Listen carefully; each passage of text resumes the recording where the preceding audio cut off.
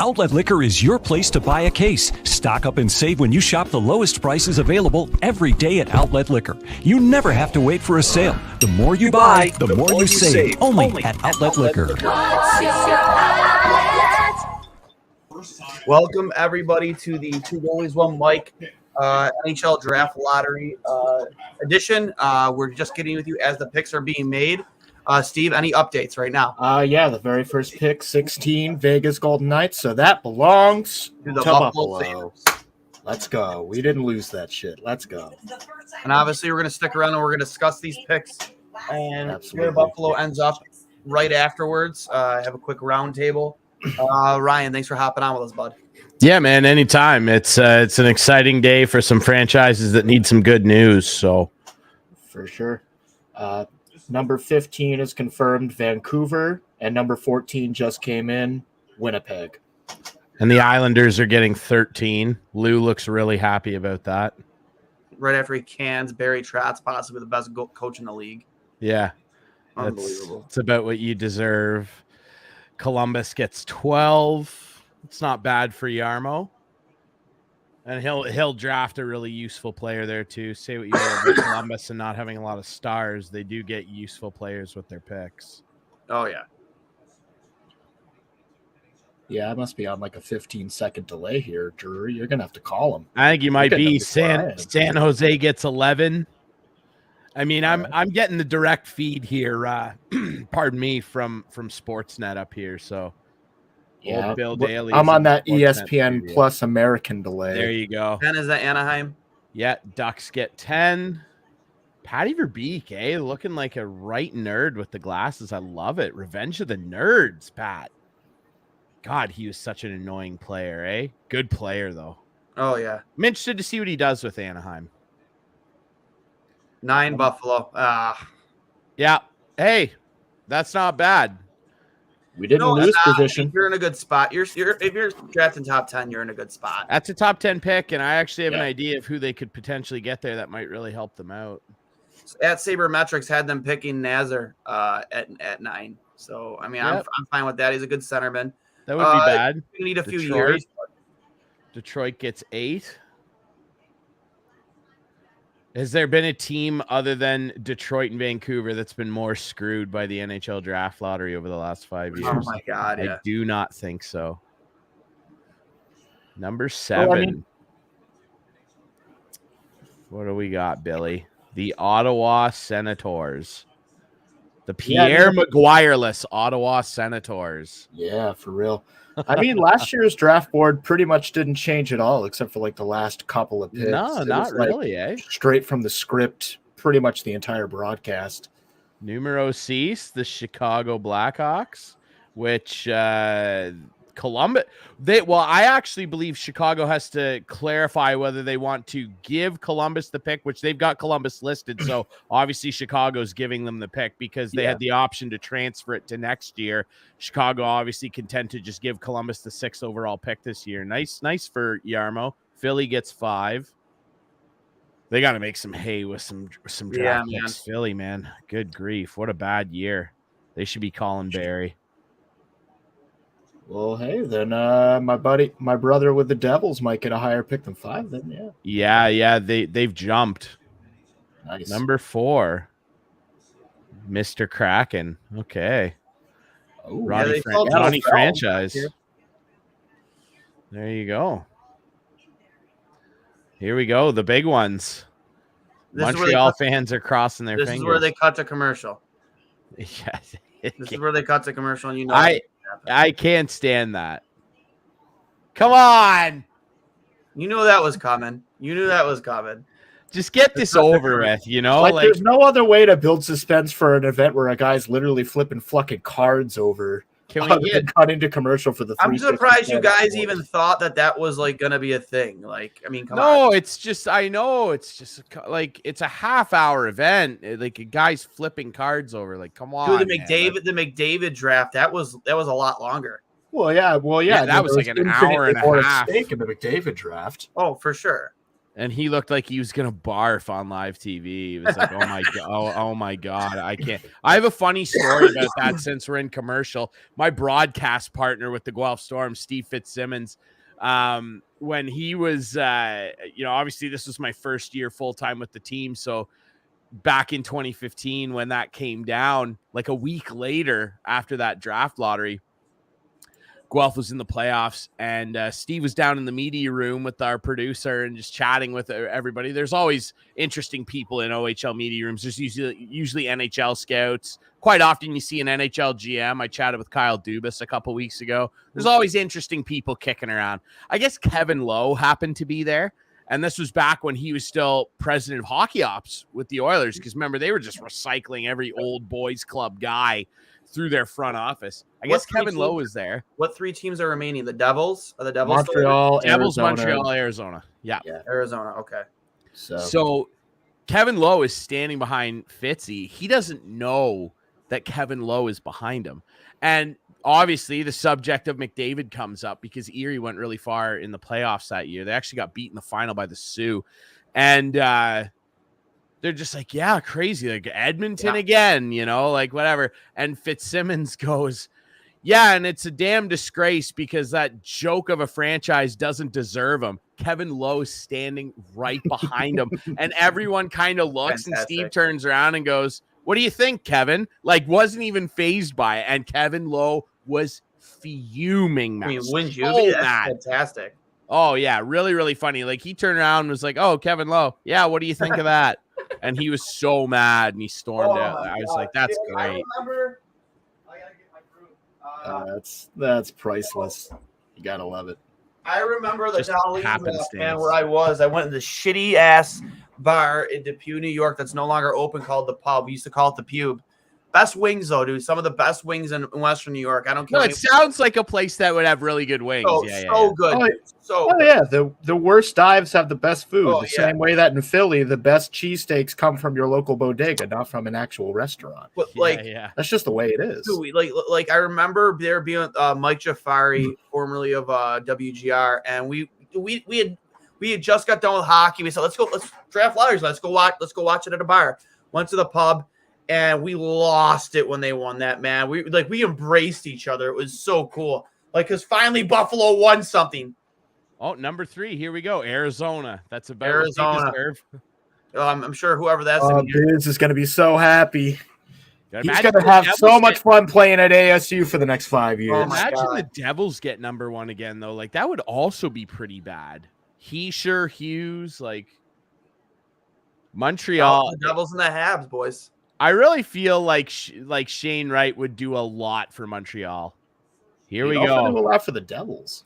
Yeah, he's going to do a lot for any team. Montreal needs him more. Montreal got him. Montreal. Wow, man. Listen, like he's a Montreal boy too. I think, right? Like he's. Yeah, I think that's true. So, like, I think he's from Eastern Ontario. I'm not actually, but I'm pretty sure he was like a Habs fan. I want to say that he was. I think he was. Yeah. I'm actually off the top of my head not sure. Wow. Good for the Habs, man. I mean, great for the Habs. Great. You know what I mean? Like a good player to bring your organization, a guy who's going to be excited, unlike McDavid when he went to the Oilers. But like, it's hard always to be excited when you're first overall going to the worst team in the NHL, right? But we don't have any experience with that. You know what I mean? But you're going to a team that you grew up loving. Probably in your driveway as a kid, you're wearing your friggin' Saku Koivu jersey, scoring on, whomever. Who are you scoring on? Cujo? Probably back in the day, back in those. Actually, no, that would have been. It's still before his time. I mean, bear in mind this kid was born in 2004, so back in the day for him was like 2009. Yeah, so you don't have to go back that far. Who would it have been? I don't even know. Who are we talking about? We're talking about Shane Wright. Wearing a Habs jersey in the driveway. Who is he? Who is he idolizing and who is he scoring on? I mean, he might be scoring on Ryan Miller. That could be. Yeah. If he's a little kid. I mean, Toronto had terrible goaltending back then, so I doubt he was shooting on Vesa Toskala. He could have been putting dingers past Flower. Yeah. at the Very beginning well of Flowers' career. I don't know. Yeah, it's that was right around the time, like early 2010s, like Kovalev got traded there and was like electric. They gave him the C for a little bit there. No, it's great for him. It's great for them. Like of all the franchises to get drafted first overall by, like, does it really get much better than Montreal? Like, they're the most historic franchise in the game. Like, they're sports royalty. Like, they are synonymous with hockey. It's not the same as, no disrespect, like, it's not the same as getting drafted first overall by the Devils, like, it's just like the prestige isn't there, right? Or God forbid Arizona. Like, God, I wished so hard for the kid that it wasn't them, and luckily it's not. No, they're going to get a really good, and hey, this is a player that Montreal has needed for decades now. They've been looking for, and if Suzuki's your number 2, assuming that Wright reaches his full ceiling and Suzuki's your number 2, and you got Wright up there and he reaches his potential, geez, that's not bad. That's not bad at all. That's a pretty nice place to be. And thankfully, he's just barely 6 feet tall, so St. Louis can still work with him. He's not too tall. Exactly. Yeah. I think Martin St. Louis is probably the perfect coach for that too. Like, look what he's done for Cole Caulfield this season.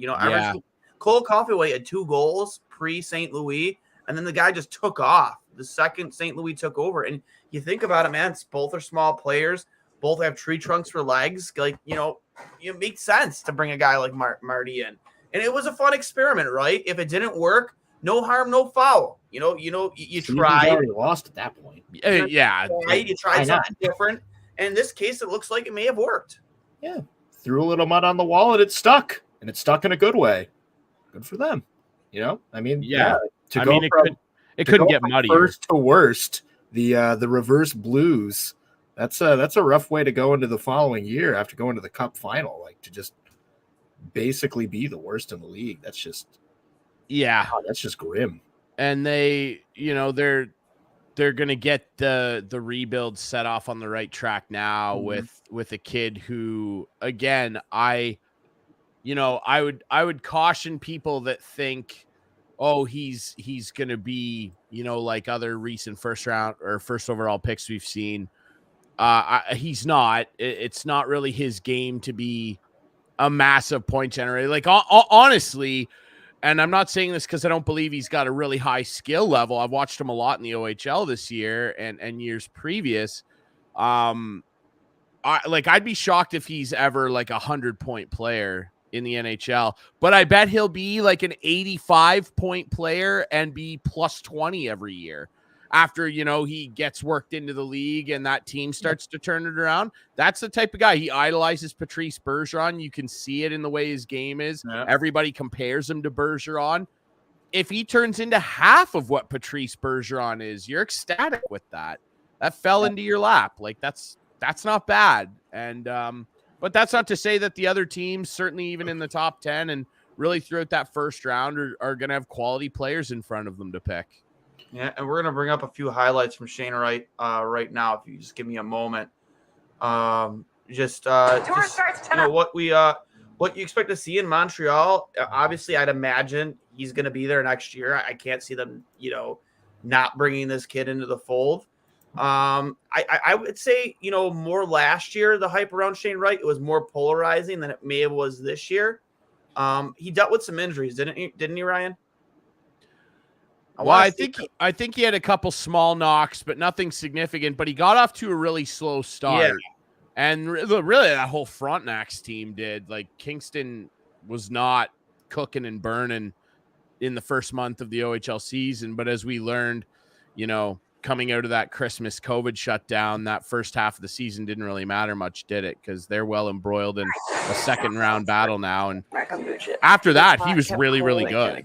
Like, really good. I'm watching ads. Let's go watch Shane Wright. You're right. It did explode. Hold on, guys. Sorry about that. He's at the line. Shane Wright. Brick shot scores! The captain, Shane Wright! We're tied up at 2.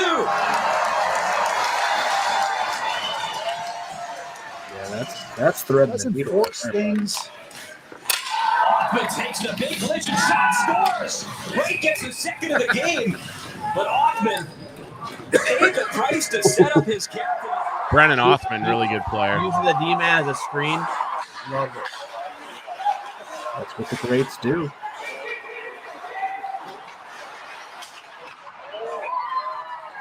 Really nice pass.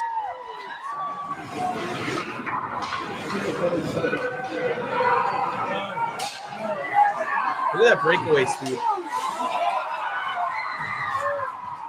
Way up in the air, Francesco Pedelli was back there, so is Frank Clark. Shane Wright, the flip play the other way.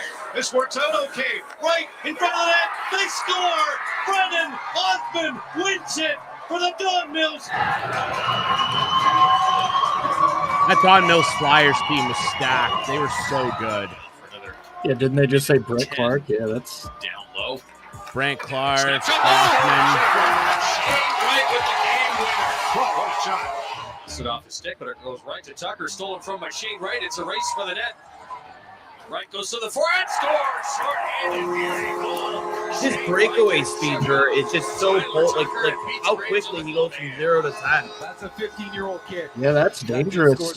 He's got a really good first couple steps. He's not the fastest guy, but his acceleration, like he's able to generate really good separation.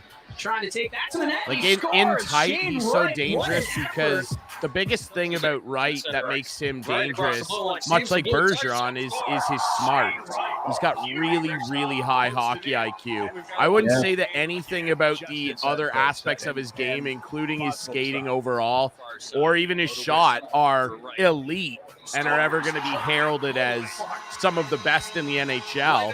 And neither is Patrice Bergeron's. But what is elite about him is his smarts and his ability to read plays, and he's so good defensively. Like he's really, really responsible, and he's great in the dot. Like he's everything that you want in a two-way center that can do just as much for your team in your end as he can at the other end, and he'll kill penalties too.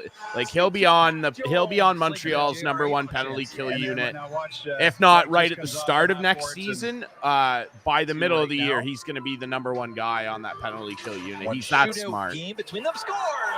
Damn, right off the face-off. I know he's not with us anymore, but we used to think about the same thing about Sam Reinhart. Like his biggest skill set was his hockey IQ. The guy was just so smart. Everything he did it well, and was a great penalty killer for Buffalo for the entire time he was in Buffalo. But yeah, again, I just Shane hit Wright. the live button, so. Okay, Hey, I'm live. I'm coming. What is going on Okay. right now? Am I over here? Oh, the on hockey. this end? Okay, hold on. We're Shane Wright, obviously the projected pick for Montreal at first overall. Other guys too. Ryan, obviously you're pretty much more in tune with junior hockey than and college and whatnot than maybe I am. But could you see a guy falling the 9th overall for Buffalo? I know Frank Nazar was a guy who was mocked to Buffalo a center. I like his game a little bit from what I've seen, but who would you like to see Buffalo take? It's going to depend, of course, on what's left there, because I believe you should just take the best player available. And I mean, there's going to be guys that are there. Jimmy Snuggerud might be there, a U18 guy out of the USHL who had a really, really good season. He's 6'1". He's got a big body. Do they want another winger, though? I don't know, because they've got a lot of options. We talked about potentially, and I actually think it would be a good fit for him. Casey Middlestat maybe eventually shifting to the wing. They've got Jack Quinn, so do they want to go the winger route? I don't know. Cutter Gauthier is a guy that can play center, but he is more of a left winger. Honestly, I think that there is a high likelihood that Pavel Minchikov, who plays for the Saginaw Spirit, who had a tough season this year, the Spirit, not him, he would be a guy that could just add more to this young D-core. And he's just so good going both ways. Modern defenseman, skates extremely well, can generate and start offensive rushes by himself from the blue line. I think that Minchikov might be a guy that could be there. Craig Button's got him ranked at 10. I believe Sportsnet, I have their list in front of me here as well. I think they have him around 12. But it really depends on what Buffalo wants to do. Do they want to go with another guy? So yeah, Sportsnet's got him at 13, but yeah, Cutter Gauthier they've got up there as well. Connor Geeky could be a guy. I don't think that a guy like Joakim Kemmel is going to be there for him. I don't think that Brad Lambert will be there either. I think that he'll be gone. Who obviously his dad, was American born, I believe, played in Finland, and he's part of the Finnish national team. I don't think that he'll be there because obviously next to a big mobile defenseman, you'd want a centerman. I don't think Lambert will be there. Matt Savoy's not going to be there either. And because of that, what you're left with probably as the Buffalo Sabres at 9 is a winger or a defenseman. And I would rather have the defenseman. I think Minchikov is a better defenseman than some of these guys that would be available in that 8 through 13 range. I think that I would rather have Minchikov than some of those wingers that might be available. So he could be a guy that ends up becoming the third pillar of what could end up being a really, really incredible Buffalo decor for years and years to come. I love Minchikov. I think he's a really, really good player. And I see him being in that wheelhouse for Buffalo. Yeah, Minchikov, I do agree with you. And I'm in favor of, honestly, a center or a defenseman. I think we're pretty loaded on the wings. But Minchikov, definitely a name I think we should keep an eye out for. You just gave us a brilliant breakdown. I've been a Connor Geeky fan myself. I know you say he probably won't be there, but you never know. You mean you never know? You don't. Isn't there always one team though? There's always one team that kind of goes off the board, probably in the top 10 to 15 picks. Who was it last year? There was a team last year. Who was it? I'll bring it up. There was a team that went off the board that nobody saw coming in the first round. I forget who it was though. There's always somebody that kind of reaches on a guy based on what people project in these lists, which really at the end of the day are pretty meaningless outside of like the top, 2 or 3 picks. Everybody's an expert until 5 years down the road when that guy actually turns out being really, really good. Right. So it's a crapshoot, even with all of the ability and technology we have now to be able to watch guys film and make it a little easier on scouts. It's largely still flipping a coin in some instances. Certainly some guys that are picked in this draft are going to be good and useful NHL players decently soon. In my opinion, I think that Shane Wright is probably the only guy that's in the NHL right away next year. Who knows based on what Arizona wants to do, if they throw, whether they take Savoy or Slavkovsky. If I'm Arizona, I'm taking a center all day long. I would want to target Savoy probably. I think Logan Cooley is going to go number 2 personally to New Jersey. So Savoy would be the guy that I would attack if I'm Arizona. But some of these guys are going to take 1 or 2 years to be impactful NHLers. Some of them might take 5 or 6, particularly defensemen. And I mean, goalies, flip a coin. You just don't really know, right? Everybody's a little different when it comes to guys between the pipes. You need to see those shots, see that rhythm. It'll be interesting, but in my opinion, I think that Slavkovsky might have a decent opportunity based on things I've read about him. Again, I'm not an expert on a lot of the European skaters. I've not gotten to watch them play much outside of brief glimpses at U18 and the World Junior tournaments and some pre-tournament games that they played. So generally, I'd have a lot more of a knowledge base, as we all would, watching those guys. We just didn't get an opportunity to do that this year. Maybe Slavkovsky, based on what I've read about him, could crack it, but Wright is probably the only for sure player that I think will be an NHLer next year. I think these other guys might get an early sniff and play the 8 or 9 games and then get sent back down. Yeah, I think it's pretty obvious Shane's the only guy that, there might be one other, there might be one other that maybe. There might be, but I think you're right. Shane Wright is the only bona fide, NHL ready player in this draft right now. And it's not the best draft. The draft everybody's looking to is next year, the Connor Bedard draft, right? It's loaded. There's so many talented players available in that draft. It's like they're talking about it potentially being in the same annals of the 2003 draft, where like every single player basically in that first round and largely the second round turned into really good, if not borderline Hall of Fame NHL players. Like that's how highly touted that 03 or that 23, draft is, talking about it like that 03 draft where pretty much every pick hit. I'm not going to lie, man. I was really, really hoping to end up in that top 5 just to have a sniff at Logan Cooley. I'm a big Logan Cooley fan, man. He's so good. He's going to be so good. Again, not NHL ready, but, Don Granato's done such a good job out of everybody out of the USNTDP program. Like, you go down the list of guys he's coached the U.S. national team, and they've all been a success. I mean, maybe not Anders Bjork, but, they're NHL players. They've had some success at some, in some way, shape, or form. I'm just a huge Logan Cooley fan. And then obviously the next best guy coming out of that program is, Cutter Gauthier, the USNTDP. What do you know about him? Obviously he's ranked here at 11.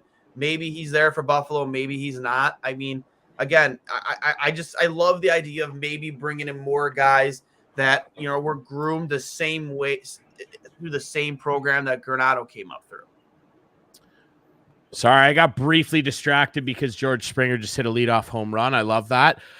Gautier's a guy, and again, like NHL bloodlines, of course, his dad played. And basically all I've heard about him from some people I know that got to watch him a lot more, and scouts that I saw in our OHL media room that were down there that got to watch him play, is basically that he's a guy that still has a lot of improving to do in terms of his compete level, or his perceived compete level, I guess, in all 3 zones. When he has the puck and when he's engaged physically on the forecheck, he looks like an NHLer. He's a guy that wants to lay the body. He's not afraid to set the tone physically and carry his teammates along with him. When he doesn't have the puck is basically where I've been told that the concerns are, which again is not, strange of a lot of young, talented offensive players. I think that that's something that's very coachable. And I think that Donnie Meatballs probably, like you mentioned, just his long time involvement with that program probably has that's an advantage for Buffalo. He is going to be getting information fed to him, and he probably still watches tons of tape on the program and checks in on how these guys are doing. I mean, these guys are still young enough that he probably helped recruit some of them. So that's an advantage. He's going to have a better read on those guys than a lot of other coaches who the GMs talk to. Like they get their input, and it would be a mistake of Kevin Adams to not have Donnie Meatball's input on all these USNTDP guys. I just think that he might be a reach for me at 9. And again, like let's be honest here. If Buffalo really likes a guy, could they package up 2 of their picks? I don't see with them maybe a player and moving up. I just don't see them using all 3 picks. I don't know how you feel about that, Steve, but I just don't see it, man. I know Kevin Adams has been open in his end of season presser. He said he's open to anything. He's going to take phone calls. But that still doesn't mean he won't use all 3. I just don't see him using all 3 picks. Yeah, I mean, this offseason is actually it's an incredibly huge test for Buffalo as an organization. I mean, we've been hearing a lot about, having the right conversations and putting the right people in place to do the jobs that need to be done. But ultimately, I mean, obviously it's easy to hit when you have the first overall pick, and we have had it several years recently, or, very close to the top of the crop. I mean, there was no doubt in anyone's mind that Owen Power was going to be an impactful player right off the hop. But this year, we're not at the top of the list, and we need to see if that scouting department that was essentially non-existent a few years prior is where it needs to be. to make these smart decisions. I would imagine that Donnie, with his experience coaching those younger programs, with that just experience to like recognize young talent as it exists, I would hope that he's in the war room on draft day, because not having a guy like that in the room would just be foolish. But it will be interesting to see not only how the scouting department does with seeing what decisions they make, and then ultimately whether or not it is or isn't all talk that Kevin Adams actually does have legitimate control over the choices made for this organization. If he's allowed to wheel and deal some picks in exchange for actual NHL players that are here right now, trade a first-round pick in exchange for insert free agent that can immediately impact this team right here, right now, like a goalie, for example, which has been the conversation forever. It's really tough to say, and that's why I think, more so than who's on the board, that's why this draft is so important for Buffalo, because it's gonna be very telling to see just how much of this has just been talk and vibes, and how much of it is legitimate action to doing what needs to be done to make this team grow the right way.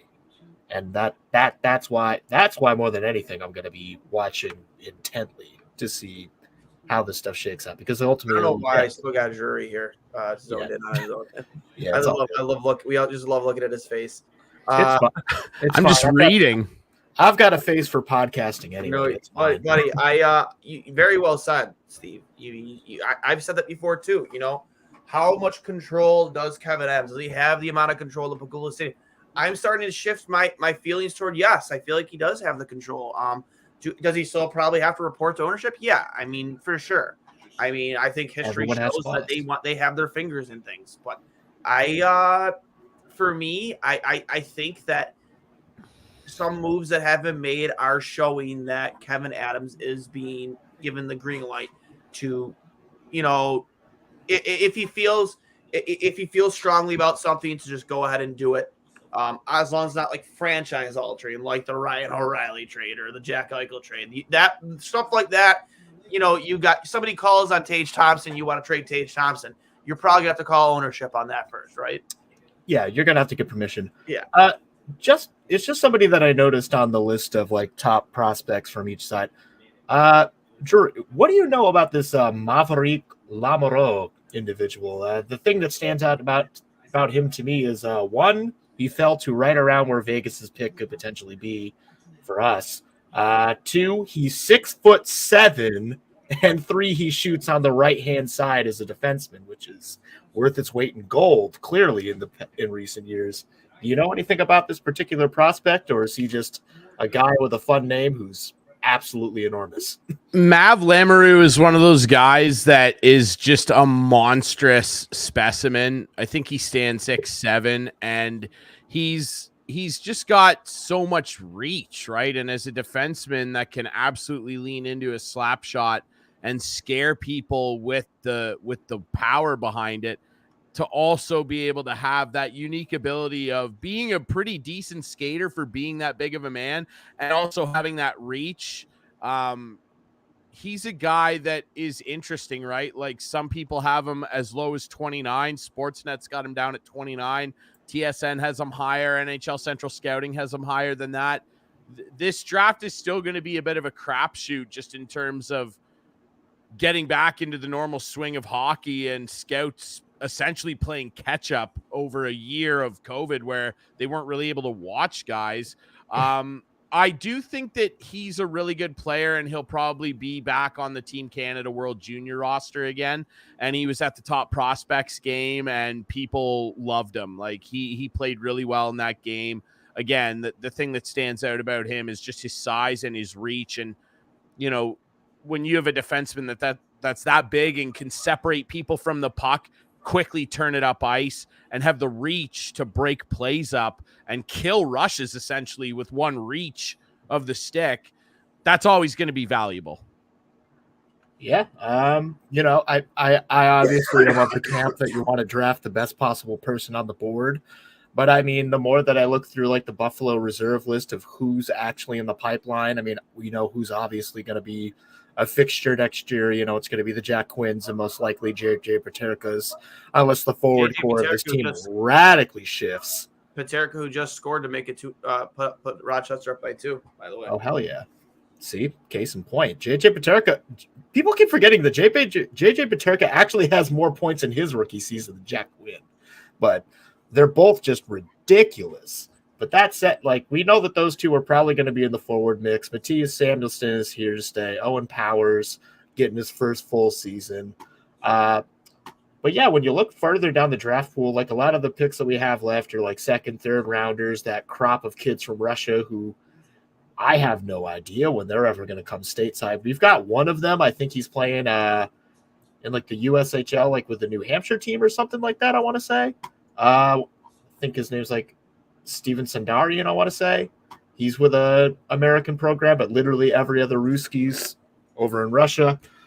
So, you know, and even less of those people are of any way D-core people. So, I mean, you know, yes, you want to draft the most valuable player on the board when you have the pick, but you also need to think about, you know, the long-term future. And if you just stock up on really, really, really good centermen because really, really, really good centermen are a commodity, and you can't have too many good centermen, you do also need some guys who might be able to play D going forward because, you know, how long are Ethan Prow and Askari Laxonen going to be holding up the blue line in Rochester? We need to get some fresh blood in there.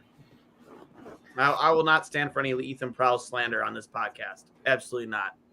Guy came to Buffalo this year and scored his first ever NHL goal at the age of like 39. All right, leave him alone. I'm not saying he's a bad player. I'm just saying we need he's a good AHL player. No, yeah, he's a great AHL player. I got no problem with Ethan Prow. Slavin scores, Carolina up 1-0. Yeah, no one's surprised about that. I'm happy that that series become more interesting because those first 2 games, it was just looking like Boston was just getting their style fed back to them by a much faster team and just getting smoked. But then Boston took it back to Boston and they reminded them, oh yeah, we've been here before. We know how to face adversity, and we're gonna make you pay when you make mistakes because you're not a perfect team. You're a really good team, but you're not perfect. We'll remind you every chance we get. And it's so weird to actually feel some sort of positive feelings towards Brad Marchand, but when Tony DeAngelo is your antagonist, you know, the enemy of my enemy is my friend. I guess so, yeah. But it's still Brad Marchand. Also, Duane, your face is very frozen, at least on my end. I don't know if you're getting that too, Drury, but I think he's frozen. I think he's frozen. His video, anyways, frozen. Yeah, we can hear you, but your face is just. We can still hear you. We just can't see any conversation coming from your face. Just refire the camera. That's there you go. There he is. There we go. It's interesting to me too, like in terms of Buffalo, you know, I also don't think they're going to use all 3 of those picks. Let's just assume they keep that 16. There'll be guys there available for them that are pretty interesting. And I mean, I trust Craig Button's list more than just about any analyst on earth. That's a guy I'd love to get on the show. Hockey prospect as well. They put out the big black book every year. And it's as comprehensive a draft guide as you're ever going to find.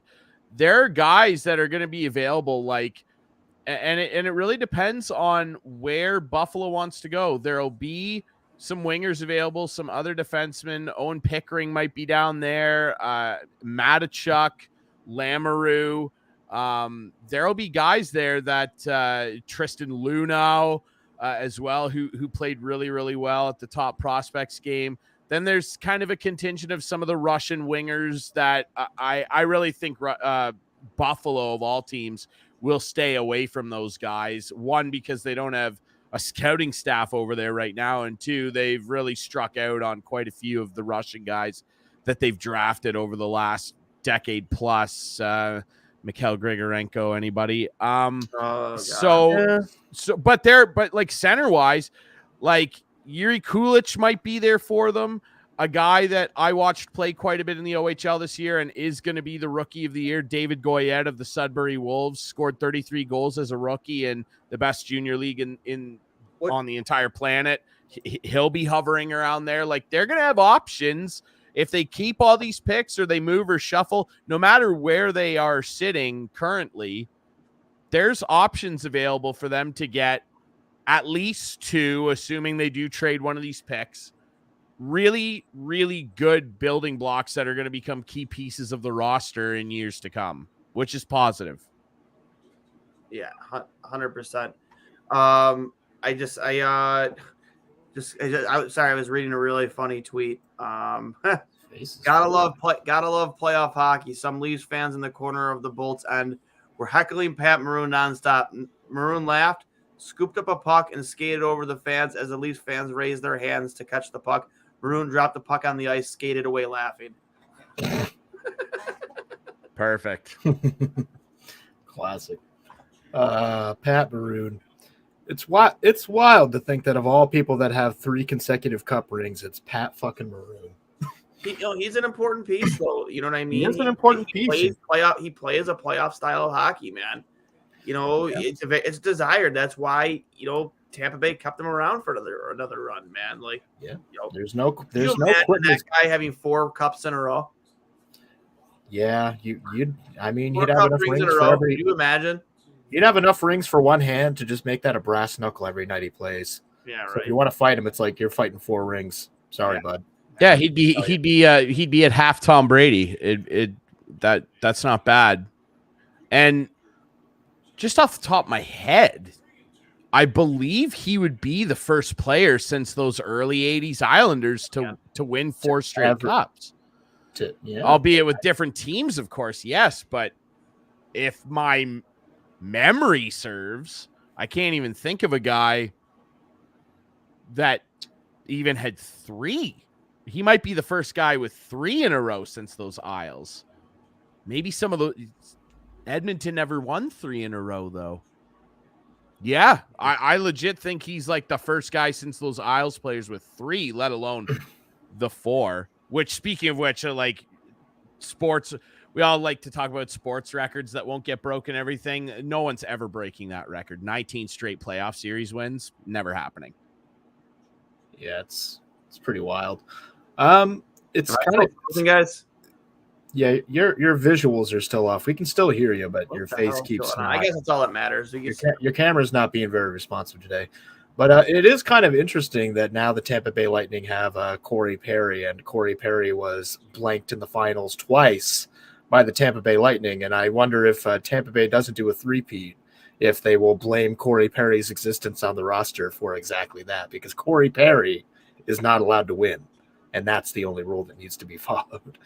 I'm not sure what's going on with that, but that would just be a funny little bit of commentary to see circle around. If it is strange, right? Because like the last guy we kind of saw do this was Marian Hossa, where he lost as a member of the Penguins in 2008. Then he went to Detroit and lost to the Penguins, and then he went to Chicago and finally he won, and then he won 2 more, right? So what you're saying is third time's the charm. I don't know. He's probably thinking that, and there are a lot of people that would probably not like to see that happen. But again, he's still, like, say what you want about Corey Perry, like he's still providing value for that team. He scored again the other night. As a matter of fact, every member of that 4th line scored for Tampa in Game 4, which is outrageous. And Maroon's part of that too, right? You need those guys. You need the bulldozers. It can't just all be Ferraris and Porsches. You got to have a couple bulldozers to get ahead in the world, and they have a few of them. Well, you need a Ford Taurus to drive through the wall of the Wendy's to get what you want. Yeah, every now and again, you gotta launch a Ford Fiesta off a ramp. Absolutely, Rob Dyrdek's. That's what puts asses in the seats. We're not here to watch. That's right. Cars not get smashed. We're here to watch the grave diggers smash a row of junkers. Exactly. Get me a grave digger and name him Pat Maroon. That's right, dude. Pat Maroon looks like he drives monster trucks as a hobby. Like, I can honestly see Ryan Reeves doing that too in his off time. For sure. Ryan Reeves, though, he more strikes derbies. For sure demolition derbies, and he rides to the demolition derby on like a classic lowrider 60s Harley Davidson hog, all black, like matte black. He's like, Ryan Reeves strikes me as like a hog rider. you know, the aggressively big bike. That's him. Like Tony Twist back in the day. Yeah, now I'm picturing Milan Lucic going to a demolition derby, just driving an ATV through the streets of Edmonton or Calgary. I think he just put his body out there and run into the cars. Probably. Just chase them like a rabid dog. That feels like something Luch would do. I miss Pat Coletta. You know, these guys are great with their grit and jam, but I just miss Coletta, man. I just miss Pat Coletta. He was good at beating people up, but he also wasn't a dick about it. Yeah, he was a gritty little player, man. He would take a puck to the face, man, for the Buffalo Sabres, and probably did a couple times in practice. He's a fan favorite. Yeah, he put everything out there. He left it all on the ice for sure. One player I did want to ask you about, Drew. Obviously he won't be eligible next season, but the following year, Quentin Musty, Hamburg kid here in Buffalo. Have you had any opportunities to watch him at all? I haven't watched a second of him playing this year. I don't have a good grasp on what he's all about yet. And I haven't really asked anybody about him either, but I know he's obviously a highly touted name and he's got plenty of skill. And I personally, just being honest, I haven't watched a single second of him touch a hockey puck. Yeah, I know Cully works with him on the ice. He works with his younger sister. She's a goaltender. But Musty, he says, one of the best releases he's ever seen. Drafted first overall in the OHL draft. I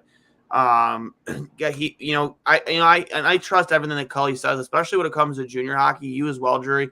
He says this kid will be in the NHL someday, without a shadow of a doubt. He's just that good of a hockey player. Yeah, the Sudbury Wolves took him, and he'll be, he'll be part of that core with David Goyette. I didn't watch a ton of him this year. Obviously, I watched a lot more Goyette highlights. But I mean, he had a pretty decent year. I mean, 31 points in 50 games, 12 of them goals. Like, that's not a bad start. I mean, I've seen guys that turned into hellish scorers at the OHL level have worse rookie seasons than that. But yeah, it's interesting. American kid comes up here to play. Actually play with the Buffalo Junior Sabres in his youth. Look at that. How about that? And he's already 6'2", 203. So, I mean, that's impressive. And that was the one bummer about the season this year with the OHL is they, just for COVID safety reasons, the conferences only played each other. So we only saw teams in the West. We didn't get to see Shane Wright come to Guelph and vice versa. We didn't get to see David Goyette and this Quentin Musty lad come to Guelph. We didn't get to play any of the Eastern Conference teams. So it kind of, you know, as a guy who's more analyzing the game at hand, it kind of nullified my ability to really see some guys and get a decent idea of what they're like. And he's one of them. I can't recall watching a second of his tape, but I bet he's going to be a really good player, and he'll be back in Sudbury next year with a really great organization. And let's see what he does. Yeah, I'll definitely be paying attention to him next year. I can tell you that. I'm excited, man. Before we wrap things up here, obviously there's some playoff hockey to watch tonight. Just, any predictions for tonight's games? Let's get into that a little bit. Obviously the Canes, last time I checked, up 1-0 on that Slavin goal. I'm not sure. Is the Toronto Lightning game underway yet? I believe it starts at 7:30, but I don't. They're just walking out. It's a whole spectacle. They'll do that. They haven't even sung the anthem yet. Pucks don't drop for like 20 minutes after the start time in playoff. Yeah, they'll be underway at 7:45, something like that. Yeah, and they kind of flipped out about it on the After the Whistle podcast, that shithead reporter during Sheldon Keefe's post-game interview. Why did you decide to start with your worst defenseman? And it's just like, I mean, sometimes I agree with PD. Like, who gives these guys these fucking credentials sometimes that come up there and ask these shithead questions? Like, well, that's Steve Simmons of the Sun, the Toronto Sun, and not exactly the most, well-regarded guy among teams and fan bases and players. Matthews had a bit of a prickly exchange with him last year when he basically wrote an article that Matthews had gotten COVID. And Matthews was, Pretty pissed. to his right, pretty upset that Steve took it upon himself to reveal to everybody through a source that he had COVID and whatnot. Who is he? He has had.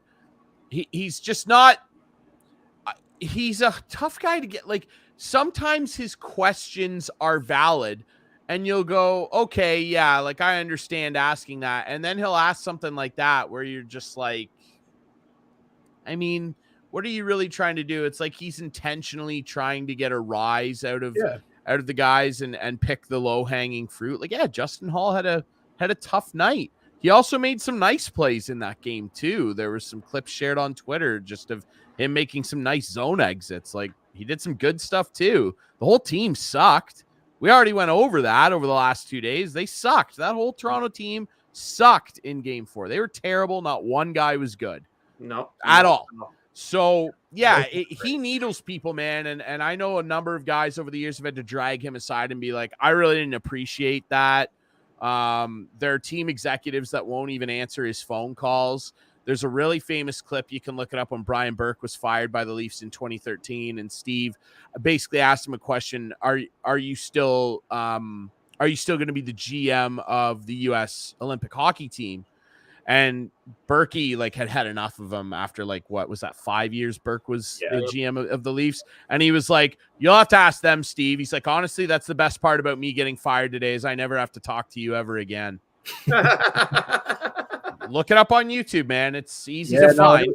It was circulating around a lot today, but yeah, I think when certain reporters like that are asking questions that they know are not going to reach their people the right way, like not going to reach their target in a respectful way in any way, shape, or form, it is deliberately to try to get some sort of rise and they want a story. Yeah, they want a story, and they're going to say something shitty just to try to make them go, basically try to get them to Tortorella the guy. It's like, well, fuck off, Brooksy. I don't give a shit what you think.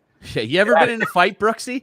What was that one thing he said to him that one time too, where he was like, "You probably got left at the bus stop a lot." So funny, man. Fucking Torts. Torts was awesome. What a fucking character. If he didn't have such old man takes about hockey, he would be a much better hockey personality. If he could just embrace that, but I think he is a good hockey personality because he does that. We don't agree with it, but it is funny to listen to him, old man, yell at Cloud. It's entertaining. I mean, that's essentially what they've been doing on these national broadcasts. Biz has kind of been the butt of the joke on a lot of these shows. For sure.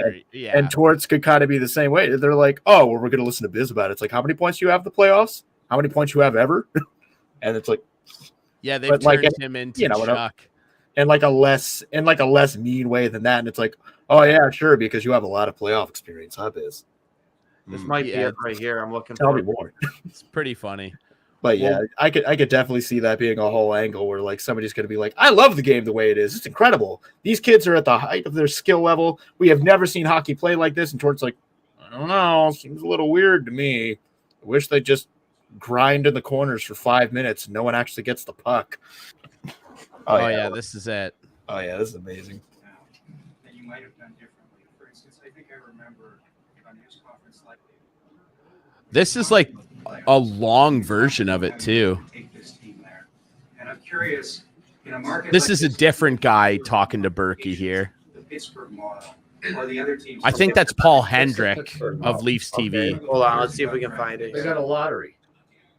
They won a goddamn lottery. Piss on the Pittsburgh model. I remember that quote too. Is that available to me? Should we do that? Should we ask the league to have a lottery this year? Maybe we pick first. The Pittsburgh model, my ass. I mean, they got the best player in the game in the lottery. Ray Sherrill's done a good job. He's an excellent GM and he's a friend of mine. But I love when people talk about the Pittsburgh model. The simple fact is they got the best player in the draft. We came in second that year in Anaheim. We got Bobby Ryan out of that. Impact player, good player. They got Sidney Crosby in the lottery. So are there things that I wish I'd said differently? You guys can dissect those. When I get up here, I try and answer honestly. And I'm not a patient person. I was born impatient, and I'm going to die impatient. I don't like what's happened here. I don't like our lack of progress. Obviously, I'm driving the bus. I'm ultimately responsible. I'm not happy with where we are today. I thought we'd be farther ahead than we are right now. Yeah, so it's a different clip. Obviously, there's Steve right there in the middle. Second time in less than 4 days, another jam Guy's a house shithead. at the Rogers Media Center is Let's see if He's not the most popular guy. Yeah, I mean, maybe you can see. I mean, you're not going to be able to tell just by looking at the screen, like the screen grab. It's just Start first, Richard Petty, who brought me here. Yeah, like it's hard like to a find it. timestamp in the comments where they like get to Ticket holders or the lifeblood of any. I find when he's done looking at the piece of paper.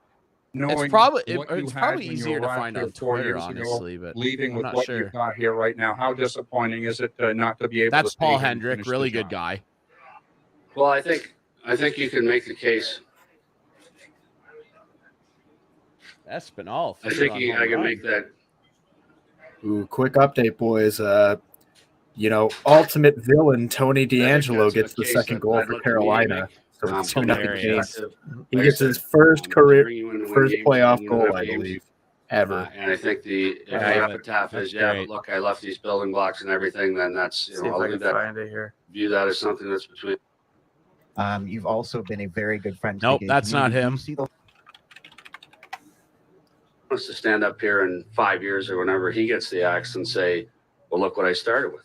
Look at the mess I inherited, which is not fair to John Ferguson. The players John left me, we managed to turn into some pretty good players, so it's not fair to him. And I don't expect Dave Nonis to stand up here in 5 years or whenever he gets the axe and say, well, look what I started with. That's another excuse. I mean, I knew what the roster was when I came here. There was no secrets about it. So I'm not ducking that one either. I'm not going to say, well, look at what I had when I got here. That's not fair to Fergie.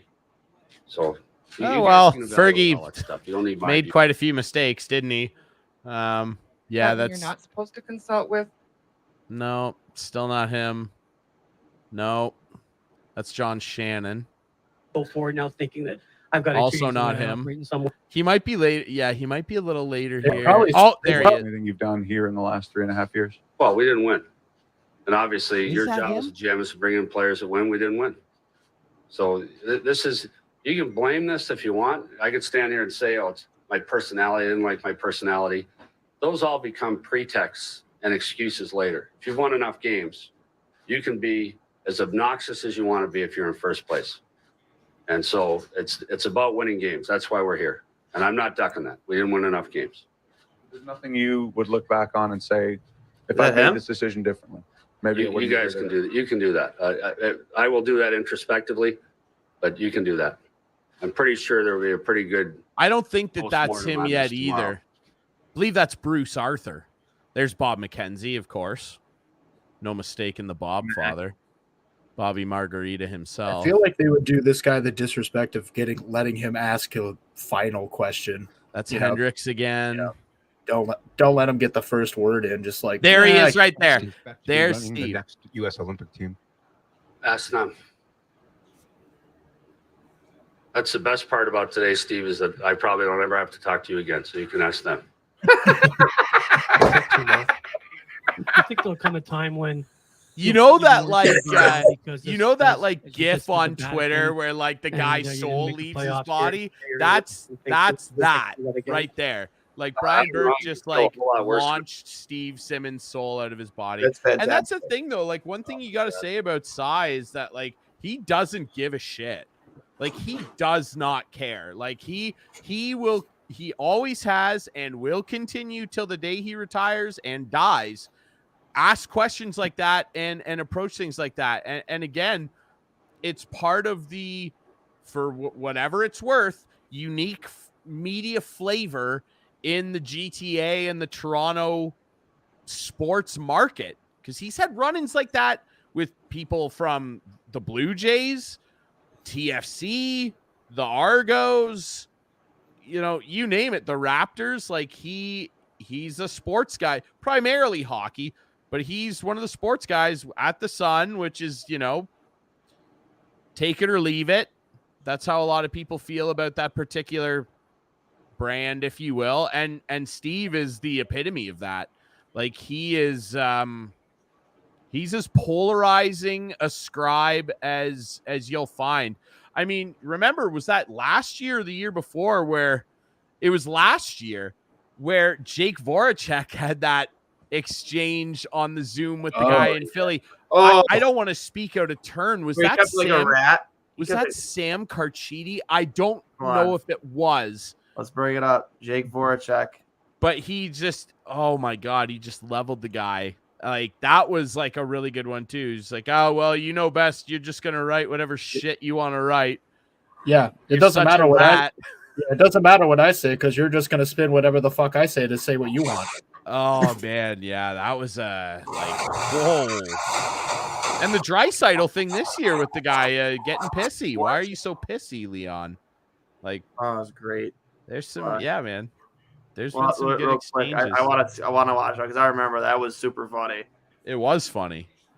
It was like sometimes you just, you want players to be more animated and more colorful, and not to give cliche answers, but what they do, you nail them to the cross. But this was just epic. I liked it. I had zero problem with it. Oh yeah, such a weasel. Let's weasel. save the rat for Brad Marchand. He can be a weasel. Such a Although weasel. I do think Brad looks more like a weasel than a rat. Let's be serious. Oh man, I love it. It's so good. Had some choice words for the Philadelphia Inquirer's Mike Selsky, who has a history of criticizing Voracek. Jake, 2 games in, Jake, how different does the season feel, if at all, given the circumstances of the offseason and the condensed schedule and everything? Look at Konechny. Doesn't matter what I say, Mike. You're gonna write fucking shit every time. It doesn't matter what you say. I tried so hard. Yeah, it feels different. I mean, we got 4 points out of the first 2 games. I wasn't even gonna answer your question because you are such a weasel. It's not even funny. Next question. Look at Konechny. Charlie O'Connor. Jake and Travis, go ahead. Just the tiniest little smirk that says it all. Just like you obviously almost had that goal. I'm not Voracek yet. Just gives him a little nod, like, "Yep, well said, Jake." Oh, that was great. Pardon me. It wasn't Sam Carchidi. It was Mike. Yeah, oh my God. So my water, and I'm gonna love every second of that, but I'm not gonna say a word. I thought it was great. Yeah, I had no problem with it. Been frozen in the same position now for like 30 minutes. Yeah, people are probably thinking like, so there's 2 guys here and then a cardboard cutout of Duane. Yeah.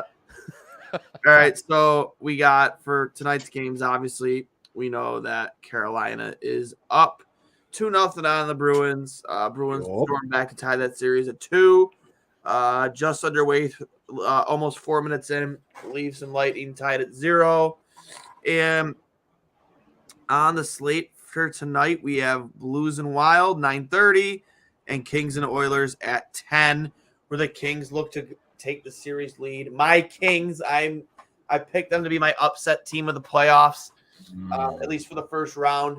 What are we predicting for the rest of the night for these games before we wrap things up here? Well, I mean, some big statements need to be made. I feel like now that the Canes Bruins series, I feel like that's just going to be like home crowd driven so hard. Is like, I mean, it was very clear. Like, Carolina was dominant in those first 2 games, and that is an incredibly loud building. Like, I know we want to talk about how loud the Nashville building can be in the postseason when Nashville plays like a hockey team, but Carolina is a hard barn to walk into. Jeez Louise, that crowd is animated from puck. Doesn't even like they don't even go dead silent when they get scored on a couple times. It doesn't matter. They're still in it. They're like a full-time choir. It's crazy. They just don't give up. Stamkos scores 1-0 Tampa Bay. Yeah, the Lightning know what they need to do to clinch a series. Toronto has literally every last bit of their dignity on the line to not get swept in the first round again. This is the biggest moment right now, and it's easy to say because of where we are in the series. This is the biggest moment of this core's life. Yeah. The way they played in game 4 Atrocious. to come home and be down 1-0 early with all the doubt and the ghosts walking in the hallways and ceiling of that building. Their response here is big. I'm calling it right now. Toronto's winning this game. Toronto's winning game 5. Carolina is going to win. Carolina's winning game 5, and I think they're going to win big. Now those are a little easier to say because they're underway and there's some scoring on the board. But I think the Leafs are winning this game. And I think Matthews is going to have 2 goals and the roof's going to come off that place. Mm-hmm. Now, the later games, your Kings, I think they're getting smoked tonight. I think Edmonton is going to put the hammer down. I can smell a Draisaitl hat trick, McDavid 5 points type night. I think Nurse is going to have a clap or 2. I think the big boys finally all get the train tracks laid down and the diesel train moving in the right direction in oil country. And as far as the other game tonight, St. Louis, Minnesota, I think St. Louis wins again. And you know what? I think the Blues run the table and they win this series in 6. I think Ben Nasty is back in there. He's engaged again. He's got that swagger back. I think the Blues run the table. There's my predictions. You, Steve? Yeah. I mean, my heart's still with Minnesota. I don't know. I ultimately just think Minnesota wants it more. You know, I just like all the other teams that are in their races, you know, like Edmonton, Toronto, they just have more. They just have more to prove. They just have more to play for. They have more at stake, just not even just as individual players, but as an organization. And I feel like that's just going to give them that extra gear to go into that a team like St. Louis, who is, won pretty recently, they just might not be quite there. But I mean, of all the opponents that they could have in the first round, Minnesota's the perfect choice. They fucking hate Minnesota with a burning passion. So of all the teams that you could want to destroy, Minnesota is top of their list without a doubt. So, I mean, if any team's going to upset the Minnesota Wild in the first round, it's probably going to be the Blues. But, I mean, both teams have, really strong offensive cores. Clearly this Blues blue line is taking quite a hit in this series. A lot of people are out for the count at the moment. Scandella out again, Bertuzzo out again. But I don't know. I still think the odds are in Minnesota's favor. I still think it's going to 7 because there's no way it isn't. But I think Minnesota is going to find a way to get it done. And good for them. I do hope that Edmonton's the same way. Like they can't have that kind of roster and get taken out by a, still growing and developing LA Kings team. No, they just can't. That's just fucking unacceptable. Same way that it's completely unacceptable for the Toronto Maple Leafs with the crop of talent that they have at their disposal. And I get that it's against the 2-time Cup champions, but you cannot lose this series.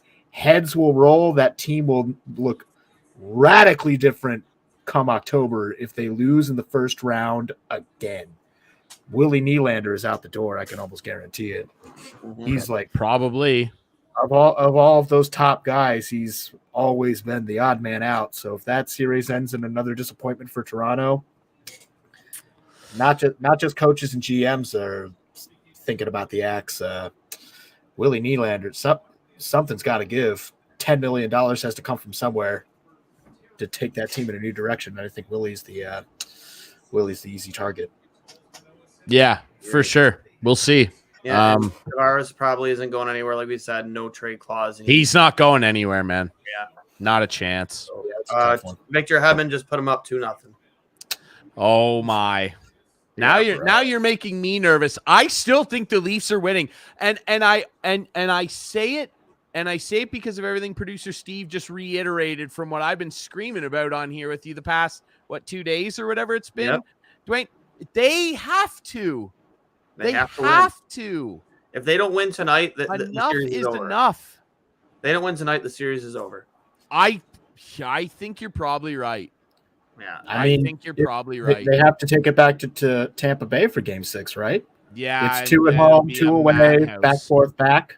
Right? It'll be a madhouse. Oh, yeah, it would absolutely ridiculous. Go onto the defending cup champion back-to-backs front lawn down Yeah, no, 3-2. No It's thanks. unacceptable. You have to go to Tampa Bay with a win in your pocket. You have to make it do or die for them, or you're just dead. Just don't even get off the plane. Don't even get on the plane. Just stay home. I think Toronto's so good that they could still get this done even down 3-2, but the whole narrative with them is, what on earth have they ever done to make you think that's possible, other than looking at their roster on paper and going, wow, what talent. That's you know what I mean? So I can understand the pretty much everyone's take will be, if Tampa wins, which again, I think the Leafs will come back. They have to win this game. If they don't, why wouldn't, outside of the most optimistic Leaf fan, why wouldn't everybody who's on the outside and doesn't have an emotional attachment to it, why wouldn't all of our takes be, oh yeah, they're done? Why would we think otherwise? Yeah, if they don't win tonight, man, you might as well just fire both Keefe and Dubas after the game. Dude, and we're talking full teardown here. We're talking scouting staffs. We're talking Brendan Shanahan, the president. We're talking like everybody. And they will keep the core of this team together. Will Nylander get moved? Probably the easiest guy to move, because I don't think they want to trade Marner. He almost had 100 points this year, and when he's on, he can make plays like few other players in this league, and that's just a fact. Talk to me if you want about how intense he is and mistakes he makes and this and that. And yes, the last few playoffs have been very bad. This year, in the 2 games they've won, he's been very good. I don't think he goes anywhere. Riley, I can say this for certain. Riley, Matthews, and Tavares are not going anywhere. Marner, I highly doubt. It's a tough Nylander. It's a tough contract to trade too. Which one? The Marner.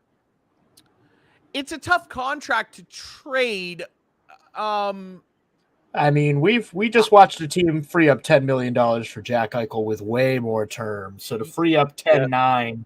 And you're also talking, and you're also talking about a player who almost got 100 points and will score 100 points probably a couple times in his NHL career.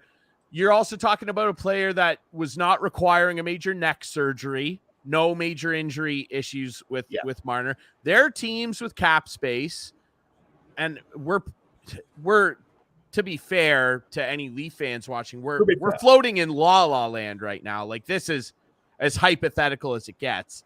If that were a thing that they wanted to entertain, that they could quite easily find a home for him. I know a few teams would probably be on the call right away. Seattle, Philly, Ottawa.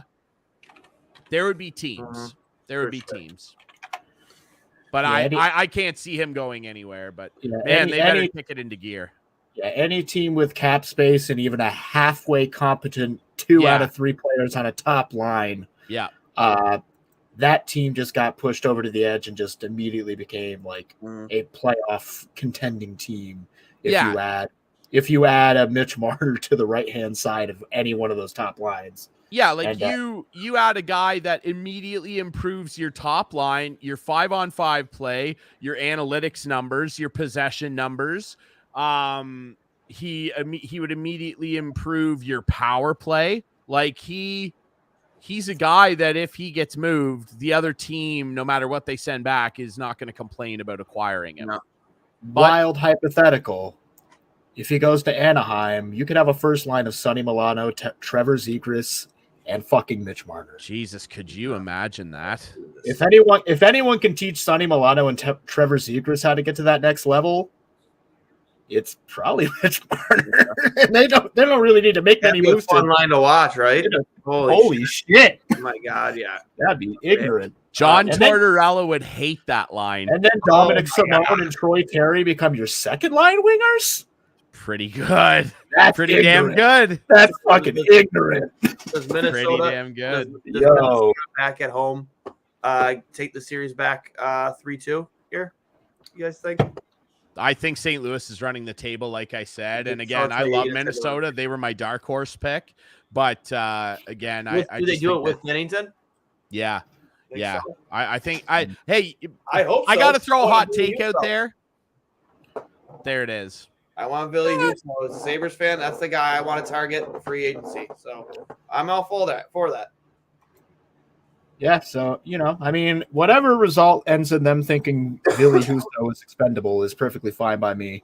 Ideally, my God, the Leafs just took the stupidest hooking penalty. Of course they did. They are imploding, guys. Also, And it's they have Willie 2 shots Nylander. on goal in 10 minutes. William Nylander just took.